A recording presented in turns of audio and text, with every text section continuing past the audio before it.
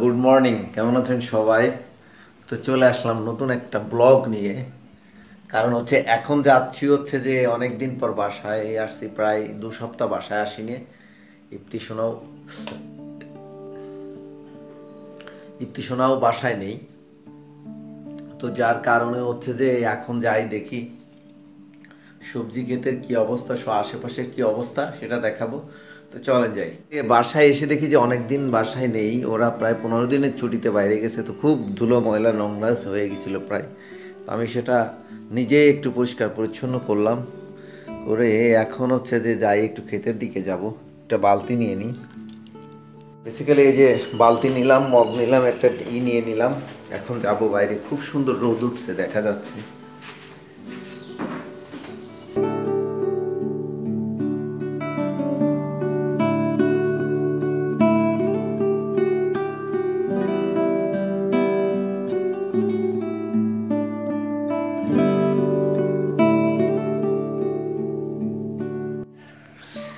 গাছের টমেটো এখানে মোটামুটি অনেক ধরনের হয়েছে। টমেটোগুলো আমি উঠালাম, দেখি এখানে রাখি, একটা রাখি, পটে রাখি দিই। কি সুন্দর টমেটো! এই যে শাক হয়েছে এখান দিয়ে, বেগুন এদিক দিয়ে, বেগুন এদিক দিয়ে, মিষ্টি কুমড়া, পেঁপে গাছ মোটামুটি অনেক হয়েছে। এই যে এখানে বেগুন ধরছে, সুন্দর বেগুন, পালং শাক গাছগুলা। এই যে বেগুন, কি সুন্দর সুন্দর বেগুন, ছোট্ট ছোট বেগুন। ওয়াও, এখানে তো আরও বেশি ধরছে। যে বেগুন দেখেন, ওয়াও কি সুন্দর বেগুন ধরে আছে। এটা হচ্ছে ইপ্তি আম্মুর ক্ষেত, মিনারার ক্ষেত। আমি মাঝে মাঝে একটু পরিশ্রম করে দিই, ওরা নেই। এর মাঝে টমেটো ধরে দেখেন, টমেটোর সাইজ দেখে একটা। বাবা গো, কত বড় সাইজ এটা! মা গো মা, দেখছেন? শয় টমেটো ধরে গেছে খেতে, পুরাই অস্থির একটা অবস্থা। কি পরিমাণ টমেটো! আল্লাহ গো আল্লাহ, এটা নড়ানুই গাছ ধুয়ে পড়ছে, দেখছেন?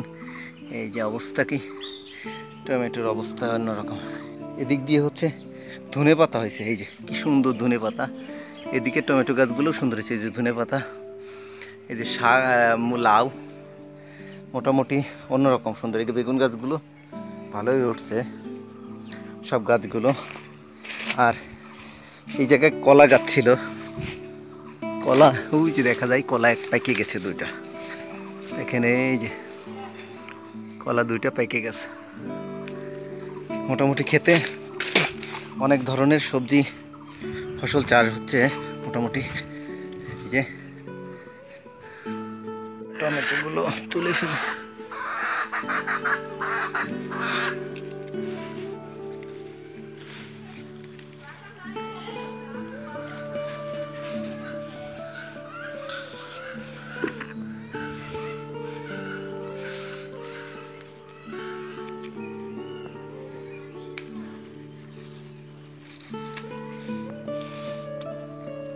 সেই সাইজের এগুলো,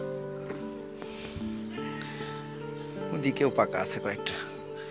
পাকাটা আগে একটু তুলে ফেলি।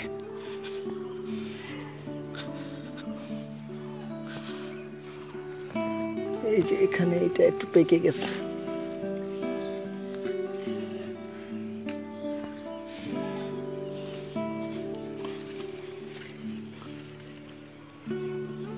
এটা পচে গেছে, এখানে দুটা হেভি সাইজ।